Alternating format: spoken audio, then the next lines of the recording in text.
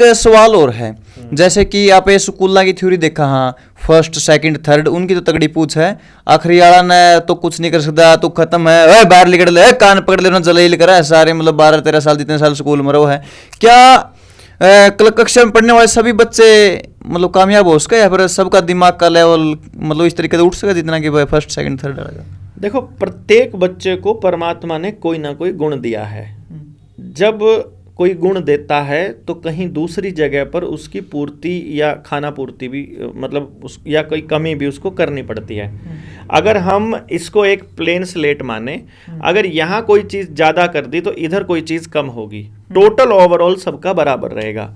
इस तरह से परमात्मा ने जो दिमाग के अंदर एनर्जी का और आपके टैलेंट का डिस्ट्रीब्यूशन है वो ऐसे किया है कि इस एरिया में जिस तरह का माहौल बनेगा और आने वाले वक्त में जैसे योद्धाओं की, जैसे बच्चों की, जैसे समाज की ज़रूरत पड़ेगी, वैसे ही दिमाग माँ के गर्भ से ही बन करके निकलते हैं। तो जब बच्चा जन्म लेता है उसके जन्म से पहले ही 7वें हफ्ते में ही उसका दिमाग और न्यूरल कनेक्शन तैयार हो जाता है। 10 के 10 लोब में एनर्जी का डिस्ट्रीब्यूशन हो जाता है। उस डिस्ट्रीब्यूशन के हिसाब से मैंने अभी तक के 20-22 साल के रिसर्च में मैंने ये पाया है और प्रैक्टिकली इसके ऊपर काम करके मैं पूरे दृढ़ संकल्प और निश्चय के साथ ये कह सकता हूँ कि प्रत्येक बच्चे के पास कुछ ना कुछ ऐसा है जो उसको समाज के लायक बनाता है, जिसका इस्तेमाल करके समाज अपनी प्रगति कर सकता है। एक भी बच्चे को छोड़ने का मतलब है समाज में उतनी ही कमी रह जाना। तो आप पढ़ने में ज़्यादा होशियार हो सकते हो तो मैं बोलने में हो जाऊंगा, कोई लिखने में हो जाएगा, कोई ड्रॉ करने में हो जाएगा, कोई संगीत से हो जाएगा, कोई कला के माध्यम से हो जाएगा, कोई खेती हो जाएगी, किसी को सोने का काम करने में, किसी को ज़मीन खोदने में, किसी को कोयला बनाने में, किसी को पशुओं के साथ, किसी को घोड़ों के साथ, किसी को कुत्तों के साथ, किसी को सूअर के साथ, किसी को केंचुओं के साथ, किसी को बीजों के साथ, किसी को आसमान के साथ, किसी को हवा के साथ, किसी को पानी के साथ, हर चीज़ के साथ जोड़ने का दिमाग ने परमात्मा ने एक इंतज़ाम किया होता है। हम माँ बाप की और समाज की ये ड्यूटी बनती है कि हम उनको उस दिशा में लेकर के जाएं जो ऊर्जा का लेवल परमात्मा ने, कुदरत ने उनको दिया है। अच्छा डॉक्टर साहब, आपने कहा कि मतलब आपने इतने सारे काम गिनवाए कि इतने इतने कामों के लिए कुदरत ने वो बच्चे पैदा किए हैं, कोई किसी के लिए कोई किसी के लिए। अच्छा अगर देखें तो इन फील्ड में तो टोटली मशीनें घुस चुकी हैं, टोटली रोबोटिक सिस्टम आ चुका है, मतलब किसी को भी कुछ भी नहीं करना, खाट से उठना है नहीं, खाना भी ऊपर आओगा, बनकर भी मशीनें ले आओगी, सारा सिस्टम और टोटली मशीन करेगा। तो फिर मतलब इस मशीनी कल युग से कैसे मतलब भिड़ सका है? अगर जब मान लिया आप इसके खिलाफ चले, कोई मशीनें मार देगी अपन आगे ना। आप एक बार सोच कर देखो, आप कुछ मत करो, 3 दिन लगातार ऐसे जैसे मैं पसरा हुआ हूँ ऐसे ही अपने बेड के ऊपर पसरे पसरे टेलीविज़न देखना शुरू करो। 3 दिन में आपकी कमर की बैंड बच जाएगी, आपको वो स्ट्रेच करनी पड़ेगी। आप गाड़ी चलाते रहते हो तो आपके घुटनों की बैंड बच जाएगी, आपकी कमर की बैंड बच जाएगी, आपकी गर्दन यहाँ से दुखने लग जाएगी। आप जब शरीर का काम नहीं करोगे तो आपका शरीर बेजान और बेकार होना शुरू हो जाएगा। ये नियम है।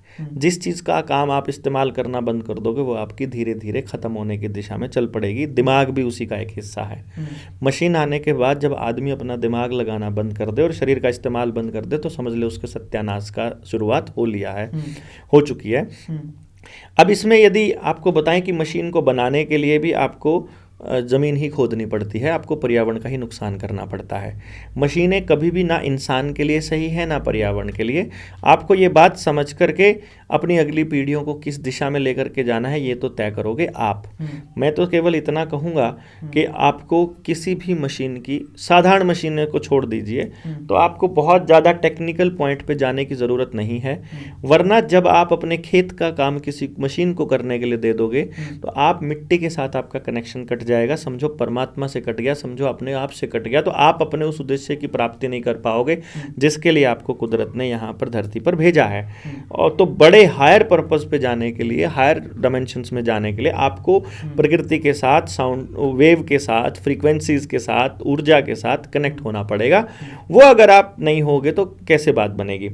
तो मशीनें बेसिकली आपको क्या करेंगी, आपकी बुद्धि को जाम करके रखेंगी, रेडिएशंस आपको वैसे मारते रहेंगे, पीनियल ग्लैंड खत्म होती रहेगी, रसायन आपको बेकार बनाते रहेंगे और आप फिर यहीं इसी जाल में उलझ के यहीं पर घूमते रह जाओगे।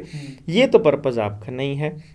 बाकी मशीनों के ऊपर आप निर्भर हो गए तो फिर आप कुछ कर नहीं पाओगे। और कमाल की बात तो ये है, बहुत से लोग आपने देखे होंगे जो काम करने के लिए मशीनें लगा देते हैं और उसके बाद कहते हैं हमें जिम जाना है क्योंकि हमें ठीक रहना है। मतलब वो फिर आपको काम ही कर लेना चाहिए था, फिर जिम जाने की क्या जरूरत है। जिम जाना तो उल्टा और खतरनाक है। एक तो बंद कमरे के अंदर एक्सरसाइज कर रहे हो, एक प्लास्टिक के ऊपर काम कर रहे हो, कुदरत से कटके और बंद कमरे में एक्सरसाइज। ये तो बेवकूफ़ी से हो जाता, इससे बड़ी बेवकूफ़ी तो मैं किसी को मानता ही नहीं है। इससे अच्छा तो अपने घर के कामों में आप हाथ बटाइए और घर के काम लगाइए। आप देखिए किसी को कसी से काम करते हुए आदमी को सिक्स ऐप उसकी वैसे ही बन जाती हैं। अब किसी किसान को देखिए, उसको कभी आपने बदहजमी देखी हो, टेंशन, डिप्रेशन, कमर दर्द, अर्थराइटिस, या फिर ये क्या होता है, इसको क्या बोलते हैं ना, ये जो कमर दुखने लग जाते हैं, पता नहीं कुछ ऐसी बीमारियां होने शुरू हो जाती हैं। वो क्यों होती हैं? इसी वजह से हो रही है। तो खाने का तरीका बदल दिया, रहने का तरीका बदल दिया, हगने मूतने का तरीका सब बदल गए और मशीनें ला दी और आपको कह दिया कि तरक्की हो रही है। असलियत में तो आपका सत्यानाश हो रहा है ना। अच्छा डॉक्टर साहब, सत्यानाश होने लग रहा है, सबने दिखने लग रहे हैं। अच्छा, जो सिस्टम पर आप ये बात कर रहे हैं, जनता सरकार मोर्चा बात कर रहा है कि भाई ऐसा ऐसा सिस्टम आप अपना लो तो बच जाओगे, तो उसमें अपराध जीरो हो जाऊगा कि जैसे कि अगर ऐसा सिस्टम आप इम्प्लीमेंट कर ले हो समाज। आप बताओ आपने कोई काम करना है जिसमें आपको इस बात से फर्क नहीं पड़ता आपसे पीछे कौन रह गया, आपसे आगे कौन निकल गया। एक ऐसा टाइम आ गया जब आप पूरा दिन अपने काम में मस्त हो।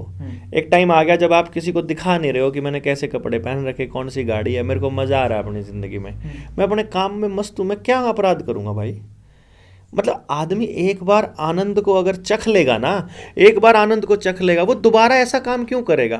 आनंद चख लिया कि सच बोलने से तो आनंद है मन में, झूठ बोलने से डर रहता है कि पकड़ा जाऊंगा, चोरी करने से डर है कि पकड़ा जाऊंगा, नशा करने में यह है कि नशा जब तक है तब तक तो आप रहोगे मस्त, और नशा जैसे ही उतरा और फिर आप दोबारा टेंशन में आ जाओ। मस्त, मैं पहले ही कह रहा हूँ, मस्त होना है ना नशा करके, जब आपको पैसा चाहिए नहीं अगली सेविंग के लिए, जब आपको किसी को दिखाना नहीं पैसा, जब आपको कहीं शोशेबाजी नहीं करनी, जब कोई फर्क ही नहीं पड़ रहा आप कौन सी गाड़ी से चल रहे हो, कैसे कपड़े पहनते हो, कितना पैसा कमा रहे हो, और आप अपने में मस्त हो, अपराध क्यों करोगे आप। मुझे तो ये समझ से बाहर है। फाइनल आउटपुट तो ये समझ में आया, कुदरत ने जो बालक जिस चीज खातिर बना रखा है, जिस चीज के लिए बना रखा है, अगर उसको उस लाइन पर नहीं लगाया गया नहीं तो गलत चलना। ऑब्वियस सी बात है। आप नौकरी करते हो, कितने लोगों को मैंने रिश्वत लेते हुए देखा, और मैंने जब उनसे जैसे पर्सनल रिलेशन बन गया तो उसके बाद उनसे पूछ लिया क्यों लेते हो, क्या मिलता है। बस डॉक्टर साहब काम करने में मज़ा नहीं आ रहा है, थोड़े दिन ने सोचा 2-4 साल करके ना नौकरी, फिर वीआरएस ले लेंगे, फिर करते आराम तरवाएंगे। मतलब वीआरएस लेके कहाँ जाओगे, क्योंकि मकान बनाना है, बच्चों की शादी करनी है, उनको बड़ी कार देनी है, उसको वो अपनी जिम्मेदारी मान रहे हैं। उनके लिए अच्छे समाज के निर्माण को प्राथमिकता देने की बजाय वो मूर्ख लोग पैसा कमा के आराम चाहते हैं, जबकि उस पैसे को कमाने के लिए उनको उनका ज़मीर और आत्मा गिरवी रखनी पड़ती है। वो जब तक वो गिरवी वहाँ पड़ी रहेगी तब तक वो आत्मा उनकी साफ नहीं होगी, तब तक वो सुख पा ही नहीं सकते। तो सारी जिंदगी अकेलेपन में, फ्रस्ट्रेशन में, डिप्रेशन में और समाज से टूटे हुए ही काटनी पड़ती है फिर उनको, और वैसे ही काट रहे हैं वो सारे लोग।